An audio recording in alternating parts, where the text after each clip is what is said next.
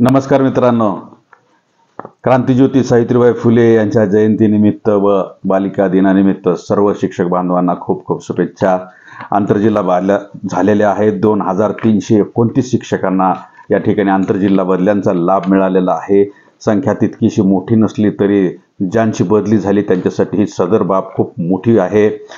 2329 बदल्यामध्ये तब्बल 1053 खुल्या प्रवर्गाच्या बदल्या झालेल्या आहेत आणि हेच खुला प्रवर्ग कर्मचारी महासंघाचे खूप खूप मोठे यश आहे। यापुढे जेव्हा केव्हा बदल्या होतील तेव्हा खुल्या प्रवर्गाच्या जागा त्याच्यामध्ये मोठ्या प्रमाणामध्ये असतील अशी आमची धारणा पक्की आहे। तर आपण जाऊया आजच्या कंटेंटकडे की आंतरजिल्हा बदलीने रुजू झालेल्या शिक्षकांना शाळा कशा प्रकारे दिल्या जातात। तर GR 2023 माझ्या हातामध्ये आहे। 23 मे 2023 च्या GR मधील कलम क्रमांक 13 मध्ये आणि 14 मध्ये पदस्थापना कशी देण्यात यावी, शाळा कशी देण्यात यावी या संदर्भात मार्गदर्शक सूचना दिलेल्या आहेत। तर या सूचना मी त्या ठिकाणी बारकाईने आणि याच्या दोन्ही बाजू मी तुम्हाला सांगणार आहे, पण प्रत्यक्षात कशी अंमलबजावणी होते त्यानंतरची प्रक्रिया हे थोडक्यात सांगणार आहे।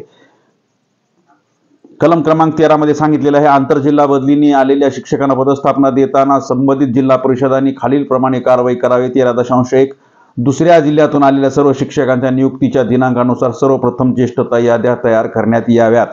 नियुक्तीच्या दिनांकानुसार जिल्हा परिषदेमध्ये नव्या जिल्हा परिषदेमध्ये रुजू झालेल्या दिनांकानुसार नव्हे, त्यांच्या प्रथम नियुक्ती दिनांकानुसार काही ठिकाणी अनुसूत्रा त्याला म्हणतात। 13.2 यानंतर या यादीतील इच्छुक असलेल्या शिक्षकांना आदिवासी व नक्षलग्रस्त भागात नेमणूक देण्यात यावी। अर्थातच ज्या ठिकाणी नक्षलग्रस्त भाग आहे किंवा आदिवासी भाग आहे त्या ठिकाणी प्राधान्याने जर मला स्वयंप्रेरणेने कोणाला जायची इच्छा असेल तर त्यांना तिथे पाठवावे म्हटलेलं आहे। इच्छुक नसलेल्या कनिष्ठतम शिक्षकांना त्या भागात नेमणूक देण्यात यावी जे ज्येष्ठता सूची केलेल्या नियुक्ती दिनांकानुसार। त्यातील जो खालचा शिक्षक आहे खालून वर त्या ठिकाणी त्या लोकांना त्या भागामध्ये कोणत्या भागामध्ये आदिवासी व नक्षलग्रस्त भागामध्ये पाठवायचं आहे। म्हणजे खालून ज्येष्ठता सूची म्हणजे सर्वात ज्येष्ठ शिक्षक वर असेल, सर्वात कनिष्ठ खाली असेल तर खालीपासून त्या ठिकाणी पदस्थापना देण्याची कारवाई करायची आहे। कोणत्याही परिस्थितीत आदिवासी व नक्षलग्रस्त भागातील सर्व जागा भरण्याबाबत मुख्य कार्यकारी अधिकारी यांनी दक्षता घ्यावी। म्हणजे ज्या जिल्ह्यामध्ये आदिवासी आणि नक्षलग्रस्त भाग आहे त्यातल्या सर्व भागातील शाळा 100% त्या ठिकाणी पदस्थापनेने भरायच्या आहेत। त्यानंतर सर्व ज्येष्ठता यादीतील इच्छुक शिक्षकांना अवघड क्षेत्रात नियुक्ती देण्यात यावी। पहिल्यांदा आदिवासी नक्षलग्रस्त आणि त्यानंतर अवघड क्षेत्रामध्ये पाठवायचं आहे की उरलेले जे शिक्षक आहेत आदिवासी भागात आणि नक्षलग्रस्त भागात जाऊन त्यानंतर पुन्हा विचारायचं की तुम्हाला अवघड क्षेत्रामध्ये हे अवघड क्षेत्र आहे, अवघड क्षेत्र शाळा तिथं कोणाला जायचं का स्वयंप्रेरणेनं आणि त्यांना तिथं पाठवायचं आहे। कोणीही इच्छुक नसल्यास किंवा उर्वरित जे शिक्षक आहेत किंवा इच्छुकांची संख्या कमी असल्यास सेवा ज्येष्ठता यादीनुसार कनिष्ठ शिक्षकांना अवघड क्षेत्रातील रिक्त जागी नेमणूक देण्यात यावी। म्हणजे खालच्या बाजूने त्या ठिकाणी त्यांना शाळा द्यायच्या आहेत, पण अवघड क्षेत्रातील नक्षलग्रस्त आदिवासी आणि अवघड भाग याच्यात प्राधान्याने त्या ठिकाणी नियुक्ती देऊन हे सर्व भाग पूर्ण करून घ्यायचे। वरील प्रमाणे रिक्त जागा संपूर्णतः भरल्यानंतर जिल्ह्यातील ज्या तालुक्यात रिक्त जागांची टक्केवारी सर्वाधिक आहे त्यानंतर हे तिन्ही भाग पूर्ण भरले 100% भरले शाळा आदिवासी नक्षलग्रस्त आणि अवघड। आता यायचं आहे की एवढं करूनही कोणत्या तालुक्यात सर्वाधिक पद रिक्त आहेत टक्केवारी काढायची आहे की समजा एखाद्या तालुक्यात 70% जागा रिक्त आहेत, एखाद्या तालुक्यात एवढ्या नसतात पण धरून चला की 20% जागा रिक्त आहेत, एका तालुक्यामध्ये 15 आहेत, एका तालुक्यामध्ये 25 आहेत, एका तालुक्यात 22 आहेत।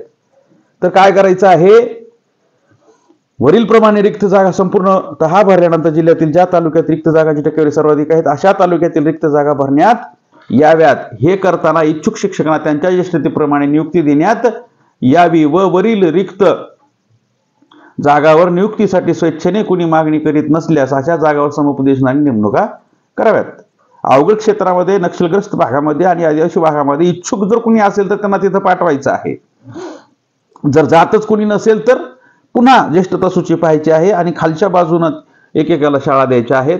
अशा प्रकारे क्रमाने रिक्त जागांचे अधिक पासून कमी टक्केवारी असणाऱ्या तालुक्यातील जागा भरण्यात येतील। समजा एखाद्या तालुक्यामध्ये 25% जागा रिक्त आहेत, सर्वाधिक रिक्त जागा असलेला तालुका 25% आहे आणि दुसरा क्रमांकाचा तालुका आहे 20%। तर काय करायचं आहे की पूर्ण उपलब्ध शिक्षक आणि सर्व तालुक्यांची टक्केवारी म्हणजे सर्व तालुक्यामध्ये समान प्रमाणात पद रिक्त ठेवण्याची कारवाई या जिल्हा परिषदेने करायची आहे. म्हणजे सामान्यीकरण आपण त्याला थोडक्यात म्हणतो. जिल्हा परिषदेमध्ये हजर होणाऱ्या शिक्षकांची आठवड्याच्या प्रत्येक सोमवारी ज्येष्ठता याद्या तयार करून दर मंगळवारी उपलब्ध रिक्त जागावर त्यांची समुपदेशनाने पदस्थापना देण्यात यावी. असं कधीही झालेलं नाही, पण GR मध्ये नमूद आहे. शिक्षकांनी रुजू झाल्यानंतर या गोष्टीची काळजी घ्यायची आहे की दर सोमवारी ज्येष्ठता यादी तयार करायची आहे आणि मंगळवारी समुपदेशन ठेवायचं आहे. परंतु असं होताना दिसत नाही. 15-15, 20-20 दिवस त्या ठिकाणी शिक्षक रुजू होत राहतात आणि त्यांची नंतर सेवा ज्येष्ठता सूची केली जाते. परंतु दर सोमवारी केली जावी. आंतरजिल्हा बदलीने आलेल्या शिक्षकांना पदस्थापना देताना संबंधित जिल्हा परिषदांनी उपरोक्त मुद्दा क्रमांक 13 मध्ये नमूद केल्याप्रमाणे कारवाई करण्यापूर्वी कलम 14 मध्ये सांगितलेलं आहे की आंतरजिल्हा बदलीने आलेल्या शिक्षकांना पदस्थापना देताना संबंधित जिल्हा परिषदेने उपरोक्त मुद्दा क्रमांक 13 मध्ये नमूद केल्याप्रमाणे कारवाई करण्यापूर्वी विशेष संवर्ग भाग 1 व भाग 2 वरील शिक्षकांना पदस्थापना देण्याची कारवाई करण्यात यावी. पण हे सगळं करत असताना हे करण्याच्या अगोदर आदिवासी, नक्षलग्रस्त आणि अवघड भागातील शाळा भरण्याच्या अगोदर कुणाला पदस्थापना द्यायच्या? संवर्ग 1 आणि संवर्ग 2 मधून आलेल्या शिक्षकांना द्यायचे आहे. विशेष संवर्ग भाग 1 या संवर्गातील शिक्षकांना सर्वप्रथम प्राधान्याने समायोजनाने पदस्थापना देण्यात यावी. म्हणजे सगळ्यात अगोदर शाळा कोणाला मिळणार? भाग 1 मधील शिक्षकाला मिळणार. म्हणजे दिव्यांग, विधवा, घटस्फोटिता, परित्यक्ता वगैरे अशा पदस्थापना देताना पूर्ण जिल्ह्यातील ज्या ठिकाणी बदलीने नियुक्ती देण्यास रिक्त जागा असतील, क्लिअर वॅकन्सी, त्या रिक्त जागेवर त्यांच्या सोयीनुसार पदस्थापना देण्यात यावी. म्हणजेच या संवर्गाला पदस्थापना देताना मुद्दा क्रमांक 13 मध्ये नमूद भरती करण्यात येणारे पदांचा प्राधान्यक्रम विचारात घेऊ नये. म्हणजे एंटायर डिस्ट्रिक्ट मध्ये ज्या ठिकाणी क्लिअर वॅकन्सी आहे त्या ठिकाणची जागा उपलब्ध करून द्यायची. आता अनेक जिल्ह्यामध्ये असं केलं गेलं नव्हतं. मग तेथील शिक्षक कोर्टात गेले होते आणि कोर्टाने त्यांच्या बाजूने निकाल दिल्यामुळे त्यांना शाळा बदलून देण्यात आलेल्या आहेत. हा मुद्दा या ठिकाणी नमूद करावासा वाटतो. विशेष संवर्ग भाग 1 मधील शिक्षकांना पदस्थापना दिल्यानंतर हा महत्वाचा मुद्दा, सगळ्यात महत्वाचा पती पत्नी एकत्रीकरणातील शिक्षकांसाठी दिल्यानंतर विशेष संवर्ग भाग 2 मधील शिक्षकांना पदस्थापना देण्याची कारवाई करावी. अशी कारवाई करताना आंतरजिल्हा बदलीने संबंधित जिल्ह्यात आलेल्या व्यक्तीचा जोडीदार त्याच जिल्ह्यात कार्यरत असल्यास, एखादा एकत्रीकरणात उमेदवार आलेला आहे जिल्ह्यात आणि त्याचा पती किंवा तिचा पती या ठिकाणी कार्यरत आहे, त्याच जिल्ह्यात जोडीदार, वैवाहिक जोडीदार कार्यरत आहे, अशा आंतरजिल्हा बदलीने आलेल्या शिक्षकांना उपरोक्त मुद्दा क्रमांक 13 मध्ये नमूद सूचनेनुसार जी पदे प्राधान्याने भरणे आवश्यक आहे अशा जागी त्यांना नियुक्ती द्यावी. बघा 13 मध्ये जे काही मुद्दे आहेत, अवघड क्षेत्र असतील, आदिवासी क्षेत्र असतील, नक्षल क्षेत्र आहे, त्या क्षेत्रातील शाळा प्राधान्याने भरण्यात याव्या आणि तिथे नियुक्ती देण्यात यावी. परत एकदा हा मुद्दा वाचतो. आंतरजिल्हा बदलीने संबंधित जिल्ह्यात असलेल्या व्यक्तीचा जोडीदार त्याच जिल्ह्यात कार्यरत असलेल्या अशा आंतरजिल्हा बदलीने आलेल्या शिक्षकांना उपरोक्त मुद्दा क्रमांक 13 मध्ये नमूद सूचनेप्रमाणे जी पदे प्राधान्याने भरणे आवश्यक आहे अशा जागी त्यांना नियुक्ती देण्यात यावी. या नियुक्तीने संबंधित शिक्षकाला त्यांच्या जोडीदारापासून 30 किमी परिसरात नियुक्ती मिळत नसल्यास संबंधित शिक्षक व त्याचा जोडीदार जी पदे प्राधान्याने भरणे आवश्यक आहे अशा पदावर दोघांना नियुक्ती देण्यात यावी. मुद्दा फार अधोरेखित करण्यासारखा आहे, परंतु हा कॉन्ट्रोवर्शियल सुद्धा आहे. आंतरजिल्हा बदली प्रक्रिया करत असताना जिल्हा अंतर्गत बदली प्रक्रिया त्या ठिकाणी वैवाहिक जोडीदाराची करावी अशा प्रकारची सूचना करण्यासारखाच हा मुद्दा आहे. जर उदाहरण देऊन सांगतो, आता आमच्या परभणी जिल्ह्यामध्ये जिंतूर तालुक्यामध्ये सर्वाधिक पद रिक्त असतात. त्या ठिकाणी जाण्याचा ओढा फार लोकांचा कमी असते. सोनपेठ आणि गंगाखेडमध्ये शिक्षकांना फार यावेसे वाटते. धरून चला, एखाद्या शिक्षिकेचा पती बाहेर जिल्ह्यातून परभणीमध्ये आलेला आहे, परभणी जिल्ह्यात रुजू झालेला, सोनपेठमध्ये त्याची पत्नी कार्यरत आहे आणि जिंतूर तालुक्यात या शिक्षकाला पदस्थापना दिल्यानंतर दोघातील अंतर 30 पेक्षा जास्त होत असेल तर सोनपेठमध्ये कार्यरत असलेल्या शिक्षिकेस त्याच्यासोबत जिंतूरमध्ये त्या ठिकाणी पदस्थापना देण्यात यावी अशी सूचना करणारा हा मुद्दा आहे. परत एकदा वाचतो. जी पदे प्राधान्याने भरणे आवश्यक आहे म्हणजे अवघड क्षेत्रातील, नक्षलग्रस्त क्षेत्रातील आणि आदिवासी क्षेत्रातील, तर त्या ठिकाणी या दोघांनाही नियुक्ती द्यायची आहे. जो ऑलरेडी या जिल्ह्यात ड्युटीला आहे आणि जो येतोय दोघांनाही मिळून त्या ठिकाणी द्यायचा आहे, युनिट करून द्यायचा आहे.